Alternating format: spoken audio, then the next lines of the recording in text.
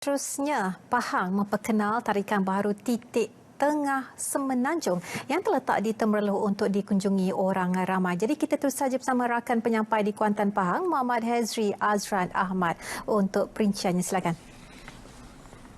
Terima kasih. Titik Tengah Semenanjung Malaysia yang terletak di Kampung Paya Siput Temerloh menjadi salah satu daya tarikan baharu untuk pelancongan di negeri ini. Ia beroperasi dan dibuka sepenuhnya untuk kunjungan orang ramai pada awal bulan ini. Sebuah monumen Titik Tengah Semenanjung yang menandakan lokasi sebenar Titik Tengah Semenanjung Malaysia telah dibina untuk rujukan dan tatapan pengunjung. Lokasi itu dinilai melalui kaedah topografi, kiraan jisim dan kaedah matematik oleh Jabatan Ukur dan Pemetaan Malaysia JUPEM. Malah binaan dengan pacakan 5 batang buluh yang dicondongkan menghala ke arah kiblat merujuk kepada rukun Islam adalah merupakan keunikan monumen tersebut. Pengerusi Jawatan Kuasa Pelancongan Alam Sekitar dan Peladangan Negeri Datuk Seri Muhammad Syakar Samsudin berkata, lokasi tersebut merupakan satu-satunya tempat yang menandakan titik tengah di Semenanjung yang berkoordinasi seperti mana titik paling selatan di Semenanjung yang ditandakan di Tanjung Piai di Johor. Tambah beliau, tarikan baru pelancongan tersebut bakal menambah jumlah kehadiran pengunjung ke daerah Temerloh yang terkenal sebagai bandar ikan patin yang mencatat secara purata 250,000 orang setiap tahun. Ini ianya bukan hanya sekadar tempat untuk monumen, tanda mercutan, tapi juga ia ada kegunaan bagi Jabatan Pemetaan Malaysia. Dengan terbukanya Titik Tengah Semenanjung lancang ini, kita jangka kehadiran pelancong ke Temerloh ni akan meningkat. Tahun 2018 adalah sebanyak 278,000. Tahun lepas 300,000. Dengan pembukaan ini, saya rasa bahawa ini akan menjadi antara ikon yang akan dilawati. Selain titik tengah itu, kawasan pelancongan sedia ada di daerah Temerloh adalah seperti Pusat Konservasi Gajah di Kuala Gandah, Deerland di Bukit Rengit, Kraftangan Kayu di Kampung Bangau Tanjung serta Gunung Senyum. Beliau berkata demikian selepas merasmikan majlis pembukaan operasi Temerloh Titik Tengah Semenanjung T3S di Lancang, Pahang.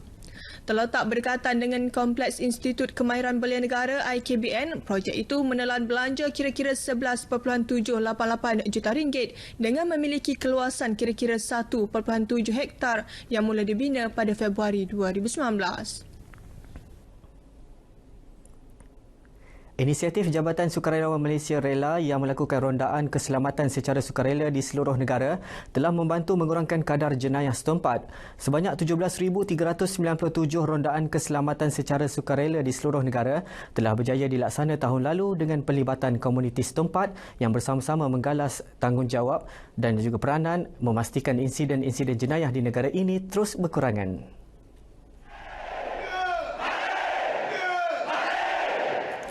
Menurut Pengarah Bahagian Pembangunan Pasukan Rela, Zubir Mustafar, melihat kepada keberkesanan usaha anggota menangani masalah jenayah dan penyalahgunaan dadah, Rela akan memperkemas penugasan anggota di lokasi hotspot dengan kerjasama Polis Diraja Malaysia PDRM dan Agensi Anti Dadah Kebangsaan AADK.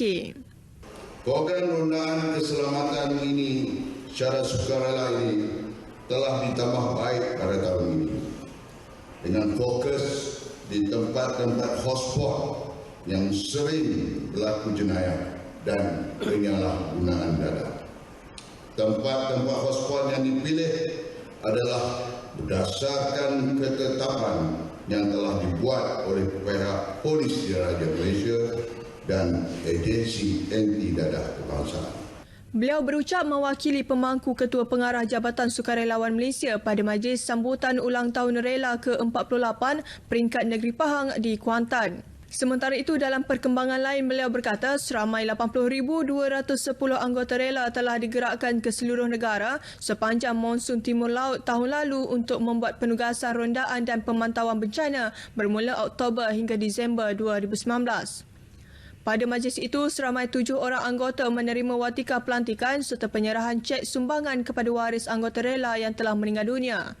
Secara keseluruhan, beliau berkata tema sambutan ulang tahun ke-48 dari rakyat bersama rakyat untuk rakyat yang disambut Februari lalu amat memberi makna buat wira tidak didendang ini menggalas tanggungjawab dan amanah untuk terus menjaga keselamatan dan keamanan negara.